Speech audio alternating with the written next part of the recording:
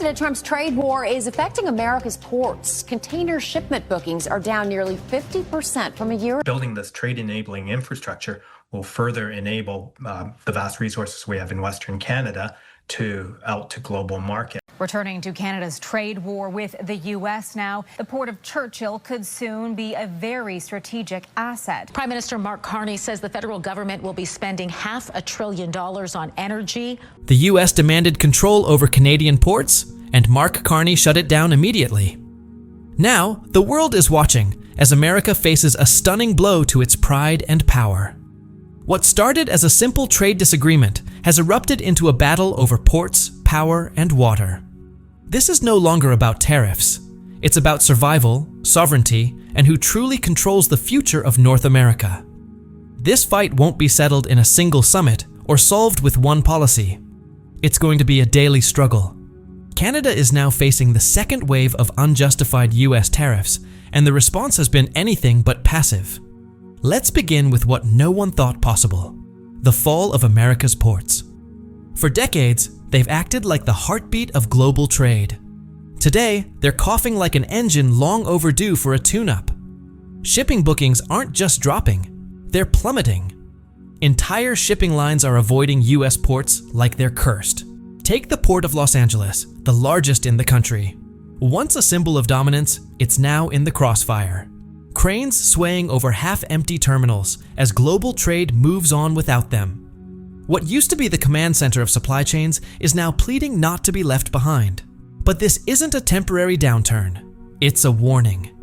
Tariffs don't just hurt rivals, they backfire. They raise costs, spook buyers, and send international trade partners looking for more stable options. The gamble was supposed to protect American jobs, but all it did was make US ports look unreliable. In global trade, perception is everything. And right now, the world sees the US as a risky bet. Meanwhile, Canada is quietly stepping into the spotlight. Churchill, home to North America's only deep-water port with rail access to the Arctic, is now a critical hub. Its location offers a shorter, faster route to Europe and Asia. While US ports are stuck in political and logistical gridlock, Canadian ports like Churchill, Montreal, and Vancouver are emerging as key players in the new global supply chain. Exporters aren't waiting around. They're rerouting shipments through Canada, signing new deals, and cutting the US out of its own trade networks. Churchill in particular is undergoing a transformation, with billions in investment turning it from a frozen outpost into a major gateway. Grain, coal, critical minerals, and even rare earths are flowing through Canada, while American docks sit still. Here's what should truly worry Washington. Once global companies get used to Canada's efficiency, they won't go back. Supply chains reward reliability, and Canada looks like the adult in the room, while the US looks like a high-risk partner. Prime Minister Carney is now in Mexico, strengthening ties with leaders who also want to reduce dependence on the United States. The US has expressed its disappointment in Canada's response, but the message from Ottawa is crystal clear. Canadian sovereignty is not for sale. Just when you think the conflict is only about trade, the fight shifts to something even more essential: water. With much of the American South suffering from drought, Washington has turned its eyes north, seeing Canada's rivers and lakes as potential lifelines. The message? Open the taps or watch American farms fail. But water isn't just a resource. It's leverage, greater than oil. It powers agriculture, industry, and entire economies. And Canada knows this.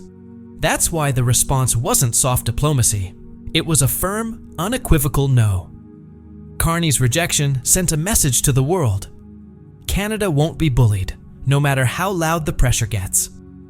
The fallout was immediate. California farmers are watching canals run dry. Semiconductor plants in Arizona, which rely on millions of gallons a day, are facing water rationing. Steel mills in the Midwest are slowing down. Because when water disappears, it doesn't just affect crops, it shuts down entire industries. This isn't a minor disagreement anymore. It's a reminder that even the most powerful nation can be caught flat-footed when its neighbor refuses to play along. While US leaders pretend it's business as usual, cracks are spreading across the economy. Grocery prices are rising because drought has decimated lettuce and produce fields.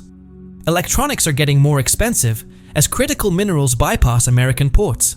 And utility bills are soaring as drought-stricken areas resort to coal and gas just to keep the lights on. We will never, in any way, be part of the United States. America is not Canada. That message is being repeated loudly and clearly, and the markets are listening. Investors are already moving their money.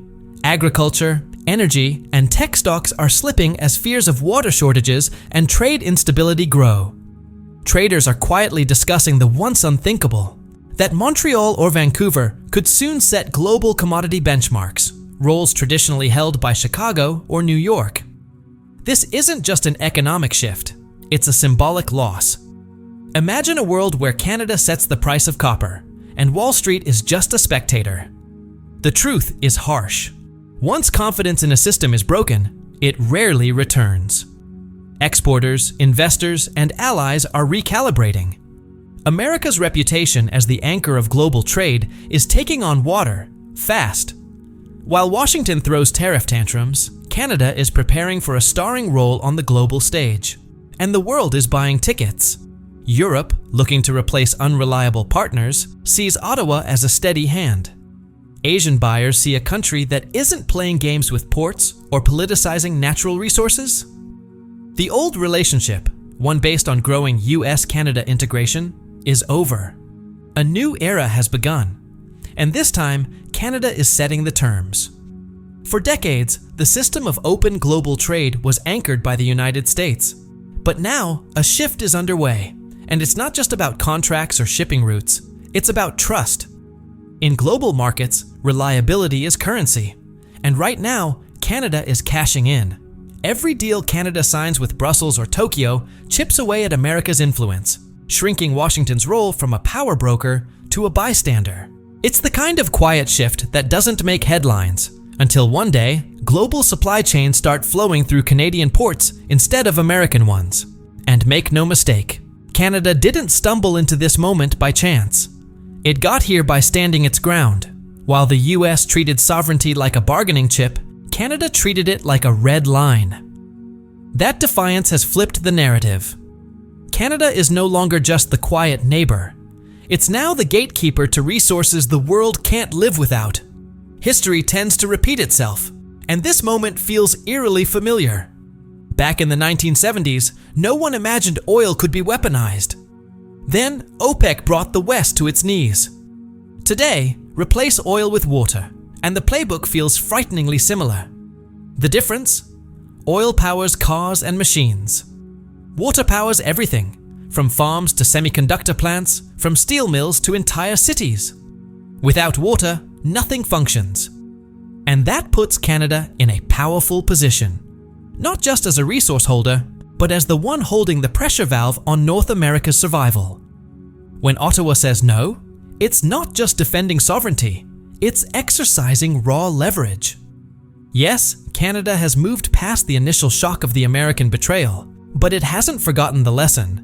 The United States always treated Canada like a backup plan. Now, Washington is realizing that backup is the one writing the new rules. To the rest of the world, the message is clear. In the 21st century, superpower status isn't about military might. It's about who controls the cleanest, most reliable resources. And when it comes to water, Canada holds the upper hand. Looking ahead to 2030, the picture for the US only gets more dire. Much of the American West is forecasted to be stuck in prolonged drought. Reservoirs are drying up, and farmland in California's Central Valley, the so-called supermarket of America, is becoming a gamble. It's no longer about which crops will thrive. It's about which ones can even survive. And now there's backlash. The US ambassador has expressed disappointment at what he called anti-American sentiment in Canada. But the truth is, without Canadian cooperation, the US has no easy lifeline. Desperate, the US is turning to costly solutions: desalination plants, high-tech water recycling, and extreme conservation efforts. These systems require billions in investment and still don't solve the problem. Silicon Valley might have the innovation, but it can't code its way out of dry canals. Detroit may have the factories, but it can't build cars if steel plants can't cool their furnaces. This is the hard truth. Unless the US is willing to completely reimagine its water future, it risks watching its industries, farms, and even cities decline. The old assumption that Canada would always quietly share has shattered. What comes next will test whether Washington can adapt, or if it'll just keep shouting while the taps stay closed. Meanwhile, other global players aren't waiting around. Canada's relationship with China appears to be improving, following a conversation between Prime Minister Mark Carney and Chinese Premier Liang. They discussed trade, fentanyl cooperation, and agricultural exports, including canola and seafood. And behind the scenes, Beijing is moving fast. Known for aggressively locking down global resources, from Africa to Central Asia, China is now eyeing Canada's water like it's the last golden ticket. Chinese companies are already making quiet offers. Infrastructure investment today for guaranteed access tomorrow. For them, Canada's lakes and rivers aren't just resources, they're survival. Europe is moving too. After years of unreliable suppliers and devastating droughts, Brussels is actively factoring Canadian water and agricultural exports into its long-term survival strategies. Southern Europe's scorched fields aren't waiting for miracles. They're preparing to buy salvation from Ottawa. And while America clings to outdated ideas of control and entitlement, Canada is acting like a true global power, quietly deciding who gets access and who doesn't. The world has figured it out. Canada is no longer the backup plan. It is the plan. Sure, America still has the bigger military, the louder media, and the flashier politics. But in the battle that actually matters, the fight over critical resources that keep the lights on and the shelves stocked, Canada is the one holding the gate. And for Washington, that might be the most humiliating plot twist of all. So now the question is simple. When the future of global survival runs through Canada, will the United States adapt or collapse under the weight of its own arrogance?